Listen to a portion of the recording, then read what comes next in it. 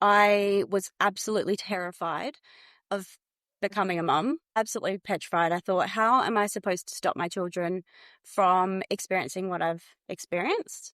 I was particularly scared. I know looking back, the fear was coming from my own experience, but I was particularly worried about having a girl. So I was really hopeful for boys, which I have 2 boys, but it very quickly became apparent that that didn't really matter. And I think the risk was still just as significant. Welcome to Conversations with Kristi. I'm Kristi McVie, a former WA police officer, specialist child interviewer and child abuse detective. For years, I worked on the front lines investigating child sexual abuse, where I saw the risks, the patterns, and most importantly, the ways that we can protect our kids. Now I'm here to share that knowledge with you. This podcast is all about real conversations, giving parents, carers, and educators the tools to keep their kids safe, both in person and online. Through survivor stories, expert insights, and practical advice, we'll navigate these tough topics together so you feel informed, confident, and empowered. Because when we know better, we can do better, and our kids deserve nothing less. Content warning. Some topics and conversations can be triggering for some listeners. Listener discretion is advised as your mental health is important. Please refer to my website and the show notes for available support services. Hello and welcome back to Conversations with Kristi, a podcast all about child abuse prevention and education for parents and carers, just so that we can talk about the real topics that we need to talk about. I'm with the amazing Danielle Cheeseman, who contacted me after I sent out a who wants to be on my podcast, and Danielle has a story which I think every parent can appreciate and will get a lot from. Always with these podcasts, just be mindful when listening that obviously we're talking about topics that are, that can be triggering. So there is a content warning that we'll be talking about child sexual abuse with all of my podcasts. That's pretty much the theme here. So just be mindful if this podcast is triggering, there'll be some support services at the end of this. So Danielle, I'm really grateful for you for just reaching out, because when I read your application about coming onto the podcast, and I was like, wow, this is something we haven't talked about on this podcast yet, is that, and I don't want to ruin it. So I'm going to get you to explain. I could just blurt it all out there, but I'm going to get you to explain exactly why you want to be on. You wanted to share your story for one, and the fact that you have such an interesting story, and I'll get you to share that. Yeah, sure. So I guess the first part to add is that I myself was a victim of child sexual abuse from a very young age until roughly around 12 when I finally come forward with that. I was fortunate enough to get quite a good support network around me, therapy, the things I need to be able to process and move through that. Not that it doesn't still give me challenges day to day, but I would consider myself fairly far along in my sort of healing process and acceptance of what has happened. So then fast forward, I guess, to becoming a parent. I was absolutely terrified of becoming a mum, absolutely petrified. I thought, how am I supposed to stop my children from experiencing what I've experienced? I was particularly scared. I know looking back, that actually this is probably not. The fear was coming from my own experience, but I was particularly worried about having a girl. So I was really hopeful for boys, which I have 2 boys, but it very quickly became apparent that that didn't really matter. And I think the risk was still just as significant. So I guess had to figure out how I was going to manage that as a parent, with other family members, with sleepovers, with school, with even just babysitting in general. I tended to not let my kids be babysat. I don't think I ever had them babysat by a stranger other than very immediate family, and even then it was quite limited. I just didn't feel like I was willing to trust anyone or anyone that may be able to access them, if they were visitors, etc. That really became evident for me when I had a situation not so long ago where someone known closely to me was charged with child sexual abuse offences.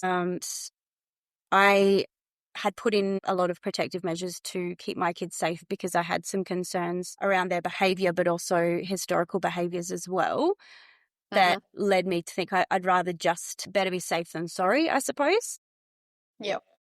So when this then did come to light, it was a moment of, I mean, it was obviously devastating for everybody, but it was a moment of me going, I'm not crazy. I'm so glad that I did what I did. My children, very fortunately, were not harmed throughout this process, and I can live in peace now knowing that I wasn't being over the top, I suppose, because that's how I felt quite a lot of the time. Yeah, so it's been an interesting last 12 months, I would say. Yeah. Yeah, so that's quite recent then, if that's, like the fact that this person who was obviously close to your family and, involved with your family in some way, shape or form, if it's only been 12 months you've been processing this, that's quite close and recent. Whereas a lot of people, I speak to, yes, their personal history is like years before, but also their current, what they know has happened years before as well. So yeah, that's crazy. And you pointed out there that, it brought up a lot of things, like becoming a parent was like terrifying, because you're thinking, how do I protect my kids when I was not protected as a child for whatever reason? And also, what the risks are. Like, that this happens to and can happen to anyone. So, it can be quite terrifying. Just going back to, you as a child with regards to your own abuse, and please just only talk about what you feel comfortable talking about. Was this someone close to your family, the person who abused you? Yeah. So it was actually a parent in my situation. So I guess as close as they could possibly They get can in get. that scenario. Yeah. Yeah, right. And so, that's a really difficult situation to be in, because this is someone you're meant to be able to trust, you're meant to be able to feel safe with, and then that, Yeah. and it's sad, like I, as a detective and as a child interviewer, I was investigating the cases much like yours, I'd imagine, and that when it's someone that close to you, you love them still, even though that they've been hurting you and harming you and doing what they're doing. You still love them. And it's not until you become an adult that you go, wow, that was like, was that your experience? It was initially throughout, I guess, before I actually came forward. Once I came forward, I feel like I was 12 at that point. I had a little bit more maturity about me. I understood that it was wrong. And although part of the experience reporting wasn't necessarily a positive one, the supports that I did receive after were quite, I would say, what would be the word, supportive, and reinforcing that, this is not normal behavior. This is not a healthy relationship. So I didn't hang on to that relationship. That's good. Too much, which is helpful. I was able to make a bit of a disconnect to be able to move on. But certainly over the years while it was actually happening, I was so conflicted, because I'd be telling my other family member that I didn't want to go there over the weekend, and I just didn't like it, and he favors the boys. That was all of my excuses at the time. And I didn't want to go there. I didn't want to be around him or be with him as I was older. But prior to that, I just thought it was a normal thing. It was like, I'm your dad. I love you. This is okay. I'm allowed to do this, that kind of attitude. So yeah, it was an interesting one. And I still do occasionally reflect back, and this is as morbid as this sounds, we've gone through the what if he was to die situation. How would you feel? And I'm like, relief. But would I? Because there was something I missed. I missed out on so much because of what he did. So I'd be grieving that, not him necessarily, but what I didn't get to experience. Yeah, the loss of a safe parent. The loss of a relationship with a healthy relationship with your parent. Yeah, I can relate to that totally. And you're right, like you were trying to tell people around you with the fact that you didn't want to go there, that something was happening, because you didn't have the confidence to say something was happening until you obviously got to a point that you said something, and that's something that I saw a lot of in interviewing kids, but also talking to adults after the fact, after they've realized their children are being abused. They're like, I just didn't realize that this is why they didn't want to go there, or I didn't know, I couldn't work it out. And behavior is a form of language. I've said this time and time again. So you were trying to tell people with your behavior, I'd imagine. Yeah, and I was probably very much of a quiet, people pleasing type of child. So I was not someone that was really loud or getting myself into too much trouble till later. Yep. But over that period, so I would say I'd probably be a little bit more withdrawn, Yeah. if, in hindsight. And interestingly as well, I actually did disclose that this was happening to somebody before it actually came out. And I didn't remember this until only a few years ago, but I had discussed it with my nana, which is the perpetrator's mother. And at the time, she didn't know what to do with it. I guess she had her own experiences from childhood, and her automatic response was, you need to go and tell someone else. Like, I don't know what to do with this information. And I don't recall how long it was. It may have been a year or so before I actually did tell somebody that was able to then immediately put it into action. Wow. But that was a really tough moment, I think, where I was like, if I tell people, they're not going to believe me, or not, or they love this person, they're not going to want to hurt them. So Yeah. I think that wasn't very helpful. And I understand where it come from her Yeah. perspective and her generation. It's a very different time. So I have some, I guess, empathy for that situation. Yeah. But I also have a lot of anger, because I'm like, you could have actually stopped this sooner. Like, why didn't you tell somebody? Or, you didn't have to go to the police. You could have gone to my other family member and let them know so they could action it. So that's been, that was challenging, I think, especially when she confronted that with me later on in life as an adult. When she told you that, oh, yeah, I knew about it. Yeah. And then it come flooding back, and I was like, wow, I remember this now. Like, I'd obviously blocked it out.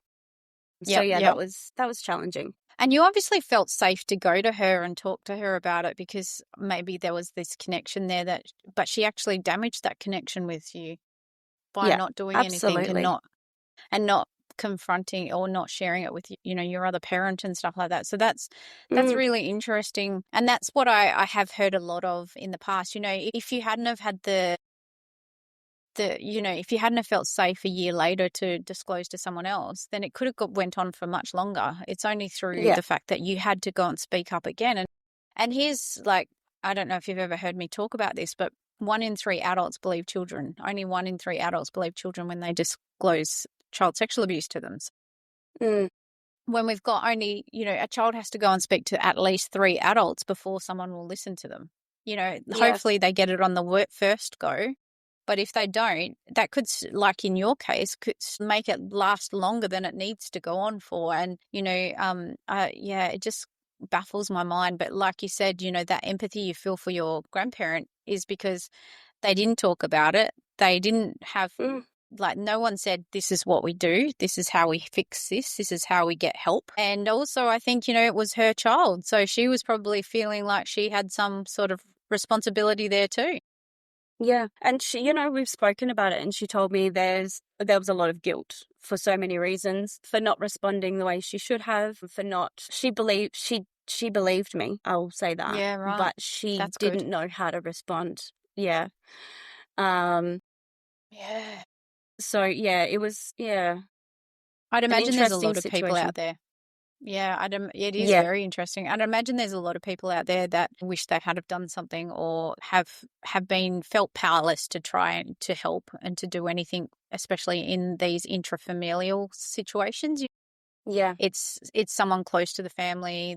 They might be the caregiver, or they might be the they might be the financial, like they financially support everyone. And if you report it, that financial support's taken away. That person's support is taken away. I know that has been the case in some of the cases I've dealt with, that it's the father, and the father is the main, he makes all the money. He goes to work, and he's the one earning, and then everyone's out of a home, and everyone's, so there is so many complexities to this. But at the end of the day, your safety was more important.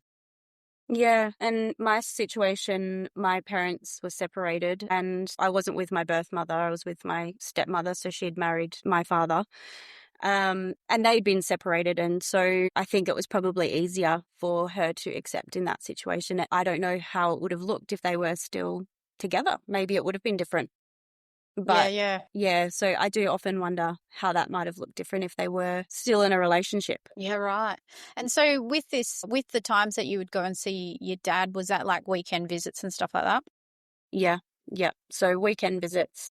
And so your stepmom was your primary carer outside of your dad, is that right? Yes. Yeah. So Okay, I so stayed with her when pretty they interesting separated. situation, hey? Yeah. That's not even the best part because I did last year have a DNA discovery where it determined What? that the person I thought was my dad actually isn't my biological dad. So that's a whole nother Whoa, situation. blown it out of So the water. yeah.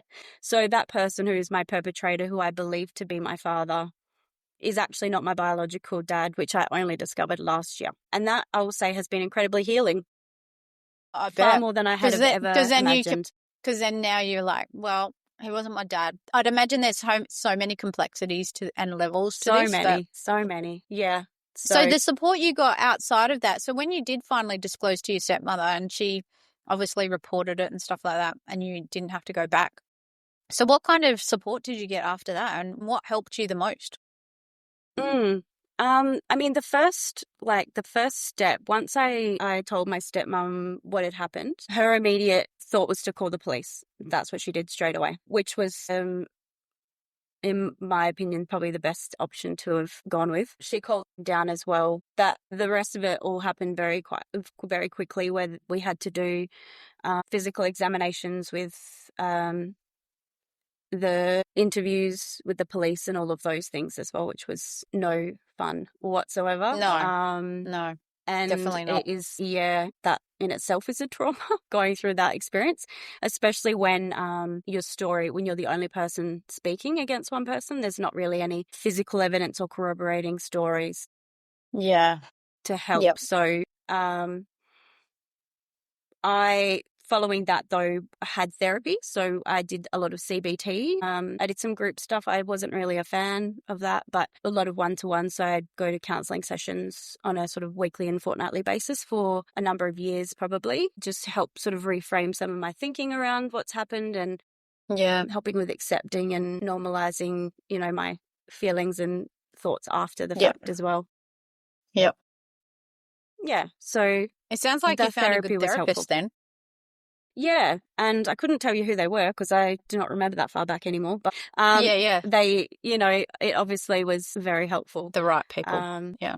yeah, Yeah, that's a big part of it. Like we can, and sadly, a lot of people don't access therapy after, disclosure and stuff like that. It's getting better, but it's still, and, not everyone is, and I don't know your further experience in this, but or your opinion, but not every therapist or counselor or psychologist is equipped with the tools to be able to, help yeah, someone who has been mm-hmm, sexually abused or dealt with any kind of abuse like that. So it can be yeah, quite a challenge to find the right people, but the right people will make you feel safe, will make you feel seen and heard.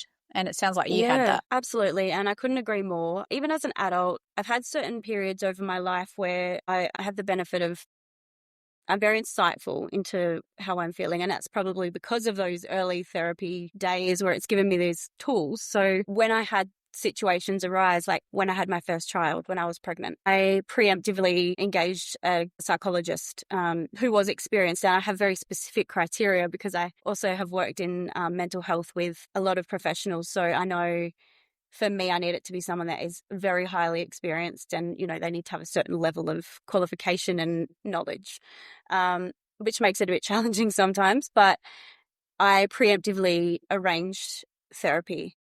So, like the situation that happened last year with this person in our life, immediately, the day I found out that this person was being charged with these offences, booked in with my GP. I took time off work because I knew that I was going to need to process it because Mm. of my own experience. And at that point, it was a little up in the air about the nature of, the Mm-hmm. offences and how significant they were. So I checked in with the GP immediately, got a mental health care plan. They prioritised me as well, which was really good. And I got straight onto it, Yeah. which was just so, so helpful, just so I had an outlet to be able to, let it all out and go, this is what's happening and this is how I feel about it all and just helping to process. I think that's a really helpful tool to have Yeah. for me now is being able to notice when I'm probably going to, whether I need it or not, Yeah. just to have someone else, there Yep. is really huge. Yeah, and you said, well, not only in that instance, but, you knew that you needed to process some stuff about becoming a parent because, Mm, obviously your abuser was a parent in your life at the time. And so it's yeah. kind of like that. What a great realization that, okay, this is going to be tricky to navigate. I need support Mm, here, and to just go and do it, because a lot of us wait till we're in crisis point and then we're yeah. seeking help. Yeah, yeah. I was so much more scared than I needed to be in hindsight. Like I did cope much better with parenthood than I thought, and my fears went, probably a little over the top, but at least I was seeking help. And I'd prepared my partner. I said, this is what you need to look out for. This is, my concerns, so that he knew if I wasn't seeing it, that he could He maybe might be able to pinpoint it point you as in well. the, yeah, that's so smart. Yeah. It didn't come to That's fruition, so I'm healthy. really happy. I was just putting all these little things in place to make sure. Well, you had a Yeah, so plan, you had an action plan. yeah, and I would recommend that to anyone, to be honest. It was the best thing. Like, it might have seemed over the top at the time, but I think having that insight about the possibility of how I might experience childbirth and parenthood in itself is protective. Yeah, Yeah. it's a protective factor. So I guess post your abuse, growing up, having support, coming to grips with what happened, becoming a parent, what kind of things did you put in place between parenthood and then obviously this person who's in your life that Mm, you're like, that's kind of giving me the, my gut feelings are going off, my intuition's mm, going off, or whatever you were feeling at the time. Did you put anything in place in between? Because one of the things that I hear from parents who are victim survivors is that they struggle with how, I feel like I'm over the top, or I've, taking it to the nth degree. People think I'm mm, overreacting. People think I'm being too much. And I personally always say you can never be too protective, because there is so many factors in your world. It was obviously a family member. mm, But, personally, I'm like, whatever you need to do to make yourself feel better. But obviously, let's get some supports and like have a plan in place, because that's how we're going to mitigate, those feelings of like, I feel like I won't have control. Something's going to happen. Obviously mm. you did that really well. So what did you do with your own children that might have helped you or might have alleviated some of your own anxiety around it? I think the very first place it started, and it's definitely evolved over the years as I've grown and learned myself, is at a very bare minimum, I taught my children anatomically correct names for their parts. And that was because I remember very vividly the questioning that I had to answer as well. And it was, what is the name of these things? You can't give me pet names. It has to be a name of the actual anatomically correct body part. Private parts, So yeah. and people found that really uncomfortable, because I would Mm, be openly saying, no, it's a penis, it's yeah. this, it's that. And they're looking at me going, no, it's a willy. That's so rude. And I'm like, no, this is not what we need to teach them. This is what it Mm, is. It's their body part. We all call it this. This is what it is. yes. um, This so it was is the challenging. actual term. Yeah, it was. I found it odd that people found it so uncomfortable. Yes. So that was where it started, I guess. I had a lot of books on, my body, my rules, and different types of, just teaching about their own body autonomy and safety. And when they're little, it was just very subtle little things, Mm, just in general mm, conversation. And then as they got older, and especially into school ages, and then again now, my child who's 8, who's just got himself a watch that he can talk to his friends and call us, because we've moved up to a remote town and it's kind of necessary up here. So we've had to have those conversations again about not taking photos of, if someone asks for photos of you, we don't take photos and send it to our mm. friends. That's not something we need to be doing. Having conversations frequently about what is and isn't normal of people when they're asking. Inappropriate behavior. Yeah. So I did my own research as well around Mm, protective behaviors, and I'm very grateful that my kids' schools have always been very proactive. So that it's been yep. taught since even in our daycares Yep. right through. So that has been helpful, and we've just expanded on that as well. Yep. Sleepovers were rare. My kids both are very, very attached anyway, so Yeah. they prefer to be with us. However, on the odd occasion, if it was a sleepover, it's been with a family member who we've had a lot of trust in. Mm-hmm. I like to trust my instinct with a person as well, and if I don't, I will get a vibe, and if I get a vibe, then that's it. I'm just not willing to even test the boundary. Yep. And I think it's really important, and something I often, that's one of the parts that make me go, stop overreacting. You're being silly. You're looking at things that might not be there.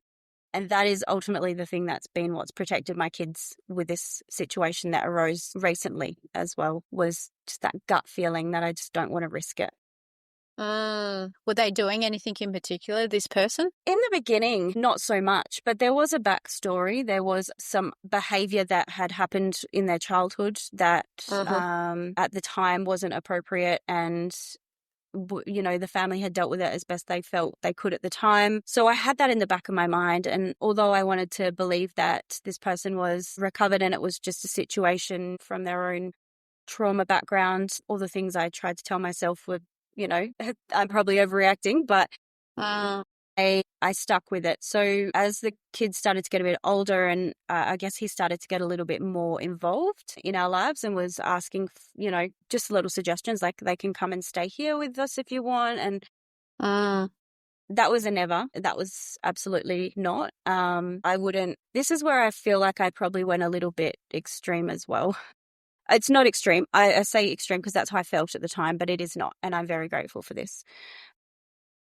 I wouldn't change a child's nappy in front of him. I wouldn't let a child get dressed in front of him. I would not let him sleep in the same house. Or we had him sleep at our house on one occasion for an event, and my children were in my bed with me that night, just in case. And I would talk to other people in my life as well about putting in boundaries for their own children, because I was worried about that side of things as well. So I had a lot of worry that it could happen to other people if they weren't aware.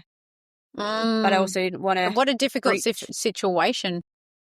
Yeah. But I also felt like I might have been breaching this person's confidentiality and privacy, and like life is different. Who knows?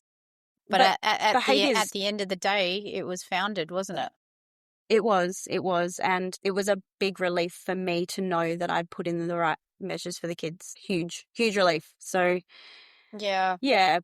But there was definitely some things, some key flags that I noticed towards the last sort of couple of years, I suppose, that really made me go harder on the protective measures, I suppose. And there was an occasion where he'd asked one of the children that were with if they needed to go to the toilet unprompted. And I heard this and immediately stepped in and said, no, it's fine. If she needs to go, she can ask me, and her mum will take her.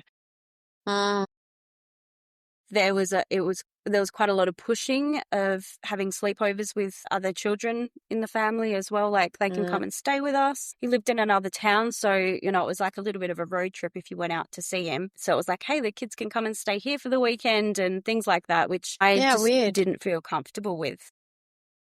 And why the kids? Why not the whole family? Yeah, exactly. Exactly. Why are you and I can see where your spidey senses were probably going off, because if you live in another town and you're offering to take the kids for the weekend, why the kids are not like, hey, everyone come out and stay, we love to see you all.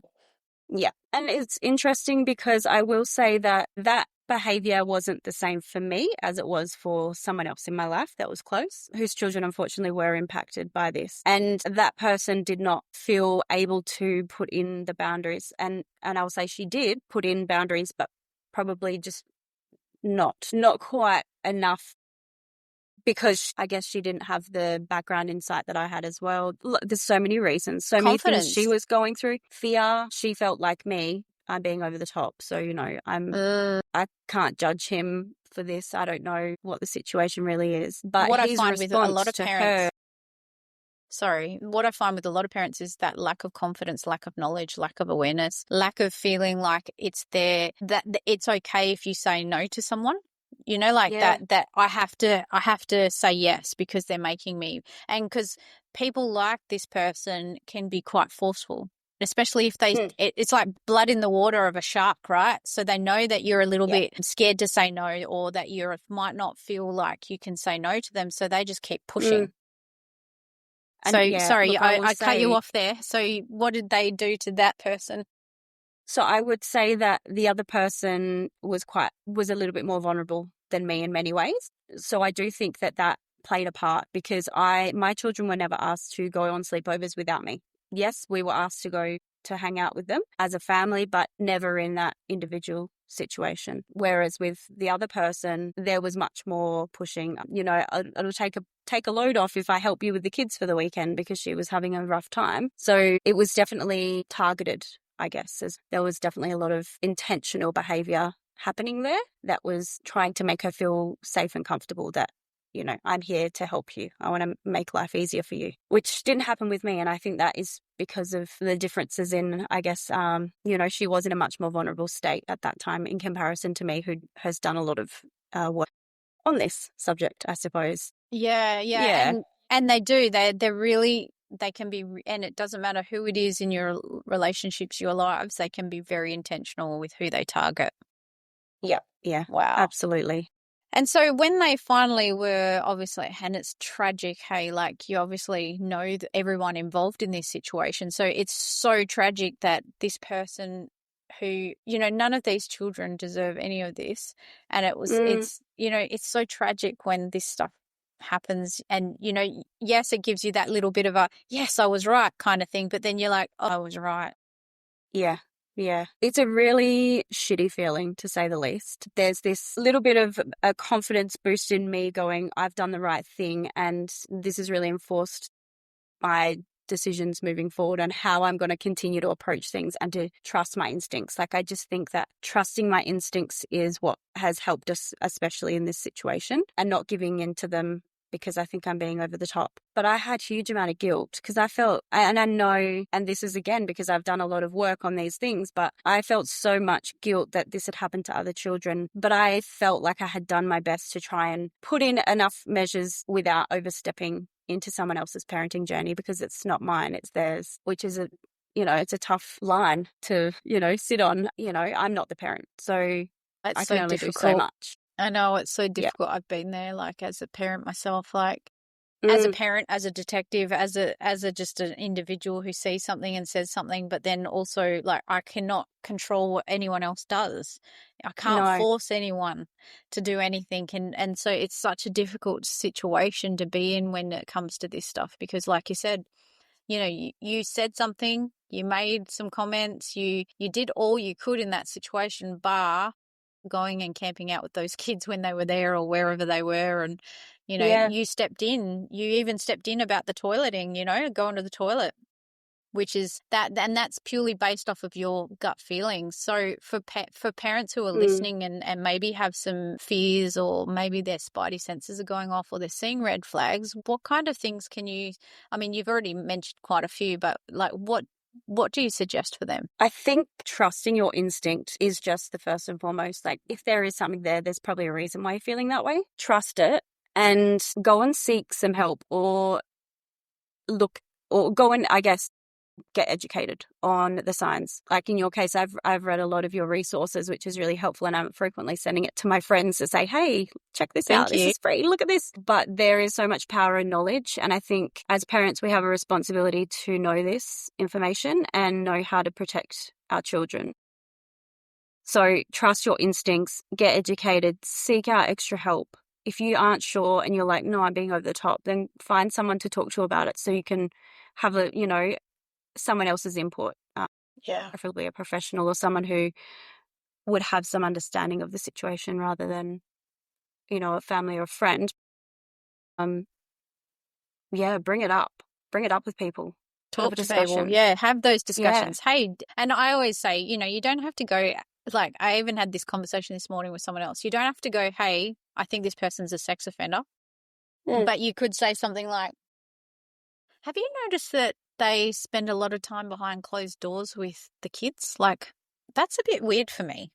I don't really like that. Have you ever noticed that they are wanting to take the kids to the toilet all the time? I mean, like, it's really helpful, but the kids aren't wanting to go to the toilet. Yeah. Like you can Yeah. do it subtly like that, or you could do it like, I don't think it's appropriate for them to offer to go to the toilet all the time. Like if the kids need to go to the toilet, they're at an age they can go. I'm going to speak up. And, Yeah. do you think you can support me in talking about this with them? Or can you keep an eye on the next time this happens and Yeah. maybe step in, because I don't want them to, I don't know why I feel this way, but this is why I feel this way, Yeah. you've got the history behind you. But I think the thing is that we see things or we feel things, and I'll hear it from parents all the time. I heard it all the time when I was interviewing kids. Oh, I didn't know how to say anything, so I'm so pissed off at myself for not saying something. Or I had a feeling they were like that, but I just didn't, there was no evidence. I didn't know what to do. Well, Yeah. get in between them and children that they have access to, because that's really the most important thing you could do. Yeah, and potentially the only thing, because you can't just go, call the police and say, I think this person is this. What evidence do you have? Oh, I just have a feeling. It doesn't work that way, sadly. No, it does not. Which, would be nice. But yeah, and I think what this really highlighted for me, this situation, that probably I wasn't as strict on before. And I've always been someone who likes to share fairly openly on social media. My kids sometimes were involved in that, but not hugely. It was more so about me. But this situation brought to light that there was a lot of online content in this as well. A lot of photos, a lot of videos. Some of the videos that were described as being very normal.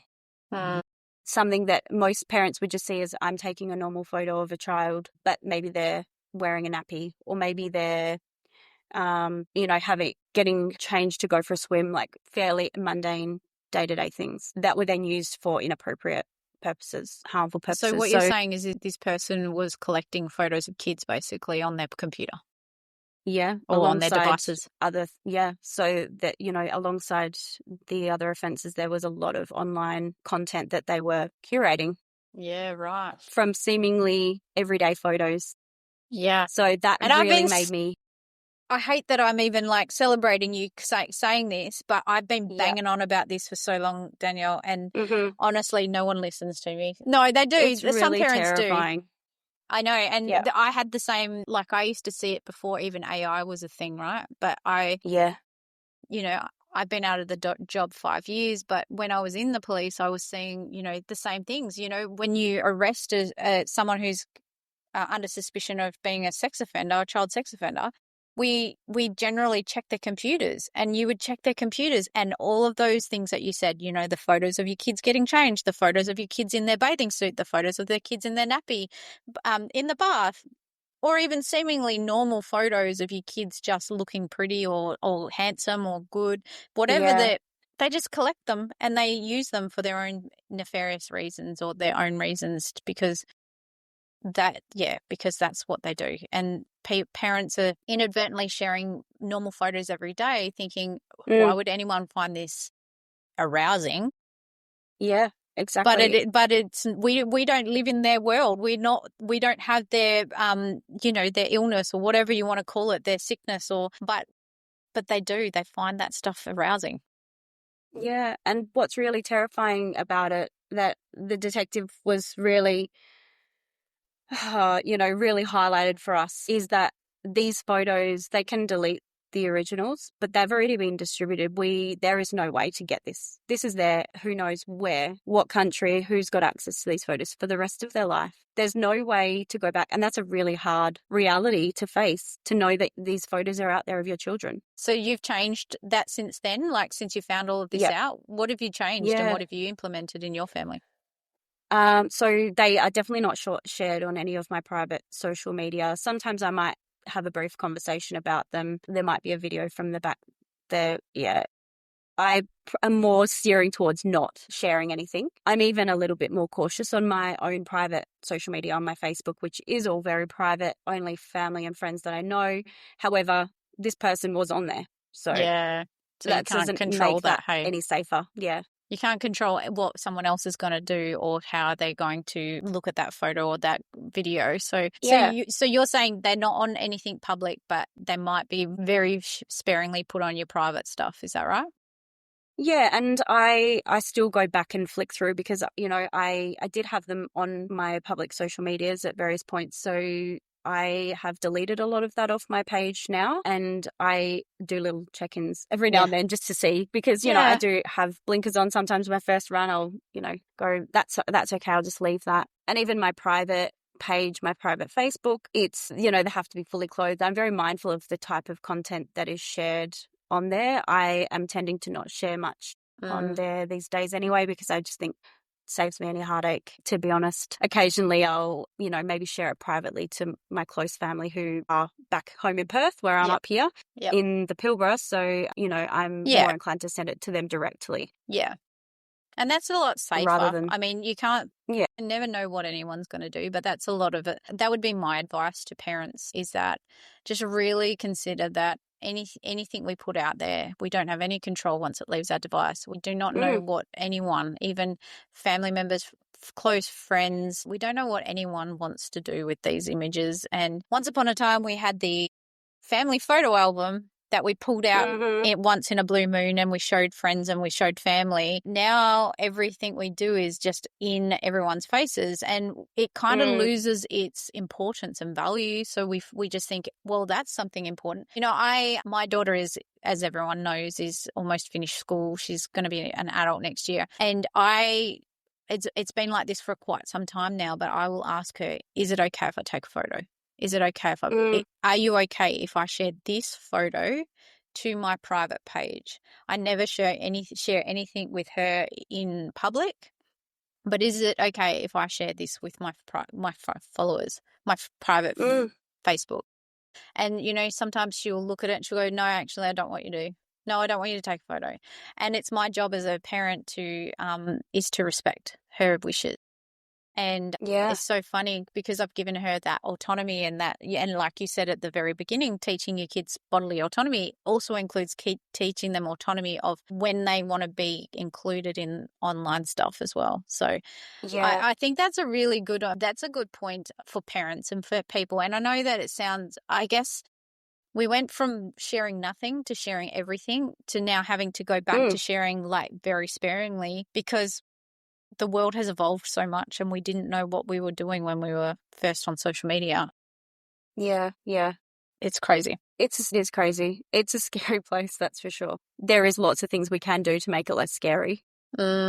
And, you know, my experience is like I've got a very first-hand experience, but I feel like I'm still optimistic that, you know, we can have a good life and I can keep my children from harm and give them enough independence to still be kids and have some freedoms. Yeah. You know, it was a big part of why we moved to the Pilbara and to a small town as well. It was, you know, we get a lot more of that up here as well, which is really nice. So, yeah, you can still, it's not all bad news, I guess. It feels like it, but scary it's and overwhelming, like you're restricting everything, but you're really not.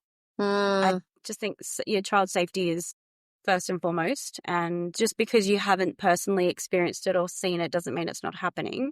And we need to always have that in the back of our mind, because it's far more common than people would ever want to believe. I was driving. My husband's still. I've lived in the Pilbara. I grew up in the Pilbara, and I was driving my husband to the airport this morning at 5 o'clock in the morning because he flies out to the Pilbara, and I was driving him there, and I'm like half asleep, and I'm like, 1 in 3 girls and 1 in 5 boys. That's 2 out of 8 children. That's 1 out of 4. Like I was doing the fractions in my 5 o'clock this morning. It's 1 in 4 children will be sexually abused before they reach 18. And you literally just have to start. And this is my experience. I'm not sure about you, Danielle, because obviously you share about your experiences. And this is what I love about what I do, is that it's giving people a voice. The minute we speak up and we're openly sharing with compassion and empathy for everyone, then it gives permission for other people to share. And so when I share about what I did, what I do now,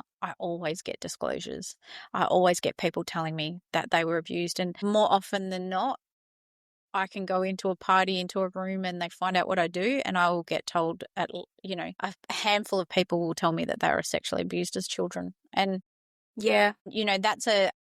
it's an honor for them to trust me with that information, but it's also really scary and sad that people, a lot of people have been sexually abused and probably have never told anyone or haven't felt safe to talk about it. So the conversation we've had today is really important. Yeah. Yeah, I agree. I think if people can feel a little less alone in what they're going through or what they've been through, they're more likely to speak up and get help. And yeah, it's really important. So important. And I find that for women, we find it a little bit easier, but there's so many men who've been victims of sexual abuse and they Yeah. go years and years and years without telling anyone. It affects their whole life. They become, there's substance abuse, domestic Hmm. violence, there's like anger and shame and all of these things that like limit your lifetime and your Yeah. joy in your life. And just by having some, going and talking to a therapist, getting some help, sharing with your family and being open and honest, it can take all of that weight off your shoulders and make it such a beautiful, not a beautiful experience, but you could have such less burden in your life. Yeah. Yeah. Absolutely. I've certainly seen that firsthand working in the mental health space as well, the impacts of, people who have been abused in childhood and they've come through the mental health system in an inpatient capacity. So it's very obvious to me in that space, but maybe not so much to those who maybe don't see it every day. Yeah. So the couple of things that I've taken from this little conversation, not little conversation, this conversation is teach your children about the correct terminology and their anatomical terms. Use them in your family because they are really important. First of all, because they help a child if they need to disclose, but they also help protect a child because if a child knows what everything is, then they can't be, and that it's theirs and it's, their body safety rights, then no one can do anything. Like, not no one can do anything, but it will reduce the amount of things and hopefully reduce the length of harm if something happens. The second thing you said was get therapy. No, you didn't. You Yes. just said just seek help in some way, shape, or Yeah. form, and and know that it's helpful. The other things that you said was don't share kids' photos if you can help it, or be very mindful about sharing kids' photos, and trust your Mm, gut.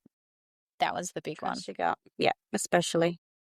Anything Yeah. else to add? Look, not really. I think we covered a lot. That definitely summarizes everything. And it's still an area that I'm learning and growing in as well. So I don't get it right all the time, but that's okay. I think we do the best we can with what we know. Mm, My goal is always to educate myself further so that I can do better. Doesn't mean that it wasn't good before. It's just now I've learned we differently can and do I will better. do accordingly. So, Yeah. um, And that's I think parenting that's in a important. nutshell, isn't it? Like, Yeah. I mean, I learned so much. My daughter's been the biggest teacher for me because everything I thought I knew nothing. And then, and just being open to exploring that we might not know it all, but once we do know better, we can do better. And that's exactly like why we're having this conversation, because I'm sure there's mums and dads and people who are listening out there that, they're going to hear you say, like, I felt something, I put some protective boundaries in place and some factors in place. And actually I was right. And, Yeah. so we might never know if we're right or wrong, but it's not worth the risk. It is not. And although at the time, when I talk about it and say it out loud, it sounds like I put in these really crazy things. But at the time, it was much more subtle. I didn't Mm, have to be so obvious about it. I was discreetly doing these things. No one would have had a clue that I yeah. was discreetly taking a child off to change them. Or, it was all very subtle, the things that I was doing. It just felt really big to me. Extreme. It felt extreme and over the top because you were doing something that you knew only you really had that feeling. Like everyone else was probably around this person or around going, oh, what, and they didn't seem like they were seeing what you were seeing because you had those extra feelings. You've got your radars turned to maximum, basically. Yeah. Yeah. Yeah. Well, Yeah. thank you so much for chatting. And I've got a lot out of this. You've just not proven, but I know a lot of parents struggle with this conversation, especially if they're victim survivors themselves, because people who don't understand will make them feel bad and they will make them Yeah. feel like they are being extreme and over the top. And I think one of the other things that you pointed out is having an action plan for a lot of this stuff and knowing what you're going to do if something, doesn't feel right. That can just alleviate some of that stress and that feeling Yeah. like you're not being like that you may be being over the top or too extreme. And that might Mm. just be the answer, like coming up with a little system or a little idea on how to make that work for you. That might be the one thing that helps some of the parents listening. Yeah, absolutely. Yeah. Well, thanks. Have a good rest of your day, Danielle. Thank you. I will do. Thank you for listening to this episode. Education empowers children, strengthens parents, and most importantly, prevents abuse. That's why I do this work, and that's why you're here. So truly, thank you. If you'd like more support or resources, follow me on social media under Kristi McVie or Cape-AU, where you'll find all the links in the show notes. You can also grab a copy of my book, Operation KidSafe, A Detective's Guide to Child Abuse Prevention at www.cape-au.com, where you'll find further resources and self-paced courses to help you in this journey of protecting your kids. If you found this episode valuable, please take a moment to leave a review or share it with someone important. Your support helps more parents and caregivers discover this important information and take action to keep kids safe. Check the show notes for extra links and support, and most importantly, thank you for showing up and taking action to protect your kids. See you next time.